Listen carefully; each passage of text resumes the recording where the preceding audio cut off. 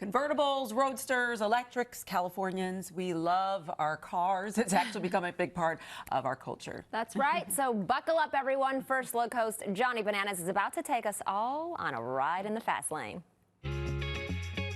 Los Angeles is a massive metropolis cradled by the San Gabriel Mountains and the Pacific Ocean. It touts one of the world's largest economies and covers over 500 square miles. The inhabitants, diverse. The amount of languages, over 200. But the most important fact, it's home to yours truly. Even if you've never stepped foot onto the streets of LA, it's become the backdrop of our imaginations thanks to the entertainment industry. But this town is more than just celebrities, palm trees, and the sun. To really understand what's going down in this town, you have to go up.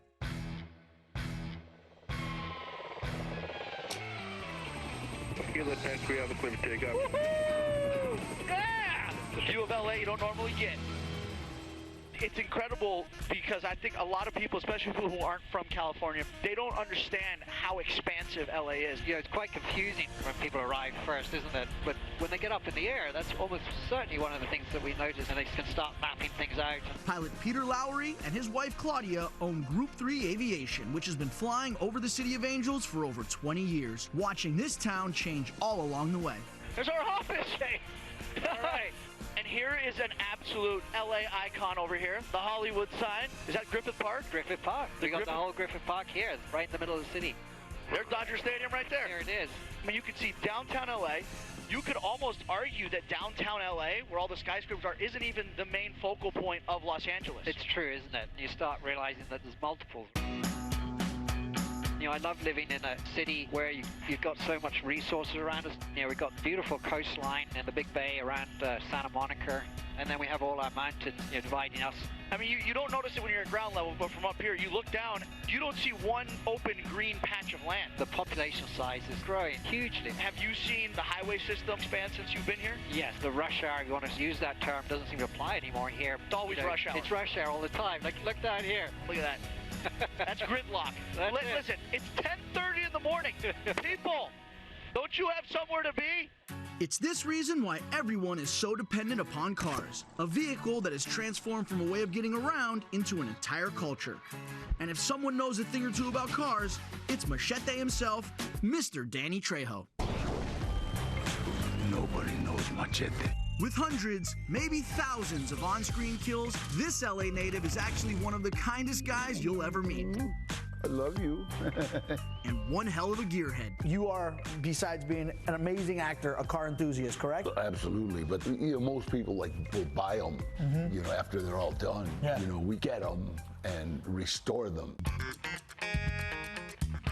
Where do you think that the obsession with cars began in LA? I mean, obviously the weather has a lot to do with it. I really think one of the big things was the fact that you'd get an old car, you couldn't afford a new car, so you'd get an old car and fix it up and try to make it look good. How long ago did you get into classic cars? Oh, God, my first car was a 1950 Buick. So within your collection, I mean, do you have a personal favorite, or is it like kids, you can't play favorites, you gotta love them all? You gotta love them all. But the 65 Buick Riviera, I think, is probably one of the rarest cars that I have. I don't consider it a hobby. This is what I do.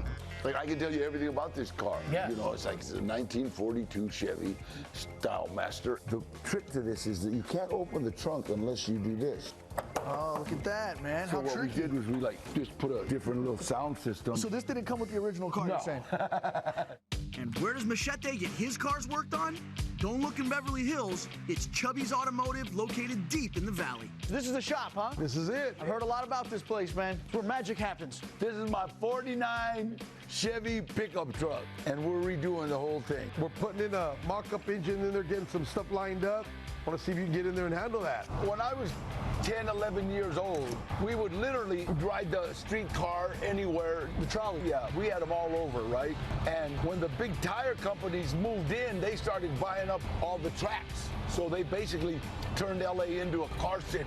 Now, I don't want you to break your nails, Chubby. I got this. Oh, Muy fuerte! whoa, look at that. Muy fuerte! Look out. Look at that, guys. It's gonna hurt. There you go, put it down. Look at this guy. My back! But car culture is just a small part of a much larger community that is Los Angeles. To native and longtime Angelinos, this city is simply home. One of the biggest things about LA is that even though it's like a big city, it's like you have a small town atmosphere. So LA is familia. It all comes back to this sense of community. Everyone's got each other's back here. Yeah. If you guys really want to see LA, let's walk out there and see Danny's 56. Woo! This is all the working parts of the beautiful woman. You know what I mean? Now, let's check out the insides, okay? Thought you'd never ask. Hey, Danny, I'm starving. You know any good places to eat around here? Trejo's Tacos or bust.